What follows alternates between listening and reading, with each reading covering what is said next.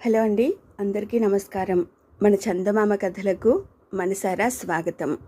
ఇప్పుడు మనం చెప్పుకోబోతున్న కథ మురికి వదిలింది. రచన వసుంధర గారు. ఈ కథ జూలై 1987 బొమ్మరిల్లులో ప్రచురించబడిందండి. ఇక కథలోకి వెళ్దామా మరి. గోవిందుడికి ఉన్న పలంగా డబ్బు అవసరమైంది. తన స్నేహితుడు రాముని అడగాలని బయలుదేరాడు.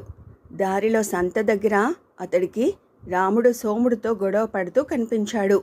గోవిందుడు వారిద్దరి మధ్యకు వెళ్ళి గొడవేమిటని అడిగాడు. ఇద్దరు బదులివ్వలేదు సరికదా. వారి గొడవ పోట్లాటలోకి దిగి ఒకరితో ఒకరు కలబడేదాకా వచ్చింది.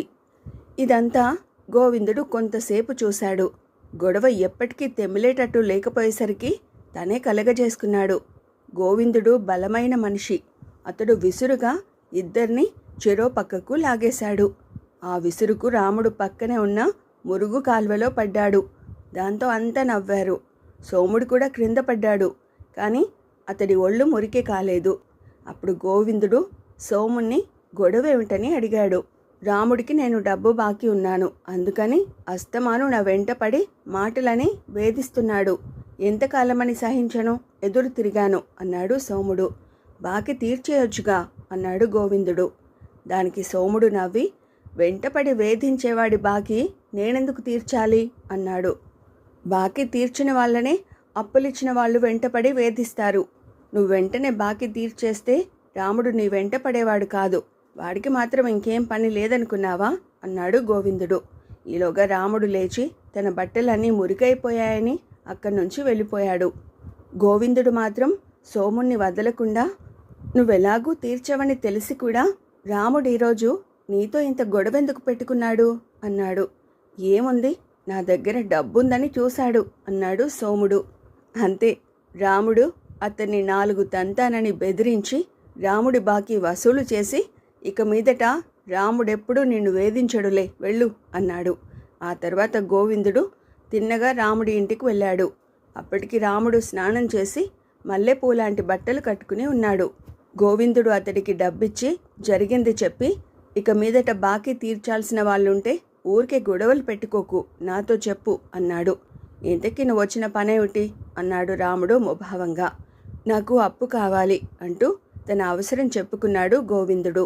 రాముడు కోపంగా, నన్ను మురుగు కాల్వలోకి తోసావనా, నేను నీకు అవసరానికి డబ్బు ఇవ్వాలి అన్నాడు. గోవిందుడు వెంటనే నవ్వి, అరే, నీ ఒళ్ళు మెరుస్తుంటే నీ బట్టలు మల్లెపూల్లా కనపడితే ఆ మురికి పోయిందనుకున్నాను. అది ఇంకా పోలేదన్నమాట. నన్ను క్షమించు, సెలవు అంటూ అక్కడి నుంచి వెళ్ళిపోబోయాడు. అందులో రాముడికి ఏదో సందేశం వినపడింది. ఒంటికి పట్టిన మురికి స్నానం చేయగానే పోతుంది, బట్టల మురికి ఉతికితే పోతుంది. అలాగే మనసుకు పట్టిన మురికిని కూడా వెంటనే వదులుచుకోవాలి. అలా చేయకపోవడం వల్లనే తనకు నలుగురితోనూ గొడవలు వస్తున్నాయని రాముడికి అప్పుడు అర్థమైంది. అప్పుడు రాముడు గోవిందుణ్ణి ఆపి, నువ్వు నాకు బాకీ వసూలు చేసి పెట్టావు. అందుకు ప్రత్యుపకారంగానైనా నేను నీ అవసరం తీర్చాల్సి ఉంది. ఇందాక అలాగన్నానని ఏమీ అనుకోకు అంటూ అతడికి డబ్బిచ్చి పంపాడు. ఆ తర్వాత నుంచి రాముడు కూడా నలుగురిలోనూ మంచి పేరు తెచ్చుకున్నాడు.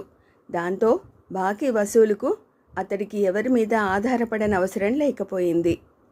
ఇదండి బొమ్మరిల్లులోని వసుంధర గారి రచన మురికి వదిలింది అనే కథ. మరో మంచి కథతో మళ్ళీ కలుసుకుందామండి. Thank you.